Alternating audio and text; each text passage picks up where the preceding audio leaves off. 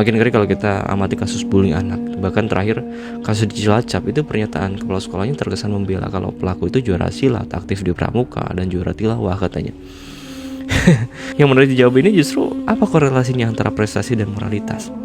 Mengapa yang juara, yang bacaan Qurannya bagus, ini tetap bisa menjadi pelaku bullying? Gak cuma verbal, dengan silatnya dia melakukan kekejaman. Mungkin juga dengan prestasinya dia bisa aja manipulasi orang. Apa yang hilang? Jadi dunia kita hari ini disetting untuk terus berkompetisi. Dunia kita hari ini menganggap kalau kecerdasan akademik itu menjadi satu-satunya alasan kenapa sih kita itu perlu sekolah. Jawabannya biar pinter katanya kan. Tapi koruptor juga sekolah dan pembuli ternyata juga berprestasi. Menurut gue yang luput dari perhatian kita manakala kita bicara soal kepribadian manusia, kita itu hanya bertumbuh pada aspek fikri atau pemikirannya saja. Sedang aspek nafsia, pola sikap, ini sering luput dari perhatian. Gini, kecerdasan itu bisa didapat dengan belajar.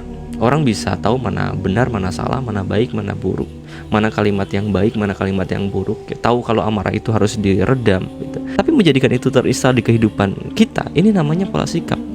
Akumulasi pembiasaan yang misalnya itu tiap hari, butuh waktu lama, dan membutuhkan alasan kenapa sih kita tuh harus melakukan nilai-nilai itu. Yang di rumah itu dibiasakan, di sekolah itu juga dibiasakan, di masyarakat juga dibiasakan, diberlakukan aturan-aturan untuk menginstal itu dimanapun. Tapi pertanyaannya, adakah ruang itu di keluarga, di sekolah, di masyarakat kita hari ini? Ketika kita ngelihat kalau hari ini orang tua sibuk dengan urusannya dan gak pernah peduli dengan apa yang dilakukan anak dan anak nonton apa gitu. Ketika kita amati juga di sekolah, fokusnya semata-mata ya sebatas kognitif saja. Atau ketika kita ngelihat apa yang ada di tengah-tengah masyarakat, yang dihargai itu bukan sikap baik, tapi semata-mata yang materi, kesuksesan, punya barang, numpuk kekayaan. Ini jadi bahan gosip sehari-hari. Coba jujur deh, dimana kita letakkan nilai-nilai moral itu? Kalaupun ada teksnya, kita tahu konsepnya, dengan cara apa kita menginsalnya? Karena ini butuh setiap hari dalam waktu yang lama. Dan pertanyaannya, kita bakal kuat gak sih? Dengan alasan apa kita itu harus tetap baik pada semua orang? Ketika seandainya ya semua orang itu jahat, menghalalkan segala cara, mereka itu tahu benar salah tapi kemudian gak peduli. Dengan alasan apa kita tetap bertahan ya?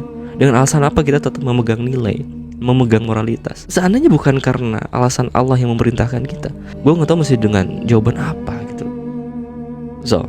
Kepribadian itu tidak dibentuk dengan belajar nilai-nilai saja, tapi juga cara misalnya itu dengan pembiasaan, dengan teladan, dengan teguran, dengan nasihat, dengan hukuman. Yang ini butuh waktu sering, yang ini butuh waktu panjang, lama, dan akan sukses ketika corak peradabannya itu bukan sekuler, tapi Islam.